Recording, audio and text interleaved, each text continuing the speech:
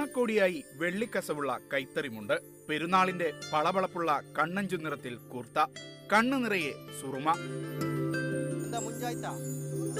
50-ലേറെ പേർ ഒരുപോലെ ഒരേ നിറമുള്ള വേഷമിട്ട് പള്ളിയിൽ വരാനായിരുന്നു പ്ലാൻ.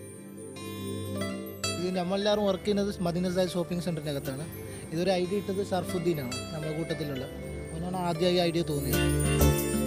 നമ്മൾ ടോട്ടൽ ഒരു 50 പേര് കാണും. അപ്പോൾ ഈ ഡ്രസ്സൊക്കെ നമ്മൾ വരുത്തിച്ചത് നാട്ടിൽ നിന്നാണ്. പിന്നെ ഓണം കൂടി അടുത്തായതുകൊണ്ട് നമ്മൾ മുണ്ടിട്ടുകൊണ്ട് ഒരു വെറൈറ്റി ഉദ്ദേശിച്ചു. നാട്ടിലെ വസ്ത്രനിർമ്മാതാക്കൾ ഒരേ നിറത്തിൽ ആവശ്യമുള്ള അളവിൽ റെഡിമെയ്ഡ് കൂർത്ത നിർമ്മിക്കാത്തത് ഈ പ്രവാസി മൊഞ്ചന്മാർക്ക് തിരിച്ചടിയായി. നിറത്തിന്റെ കാര്യത്തിൽ അതുകൊണ്ട് ഇവർക്ക് വിട്ടുവീഴ്ച വേണ്ടിവന്നു. എങ്കിലും പെരുന്നാൾ ദിവസത്തെ വർണ്ണാഭമാക്കി കടന്നുവന്ന ഇവരുടെ വേഷം മറ്റുള്ളവരുടെ കണ്ണും കരളും കവരുന്നതായി.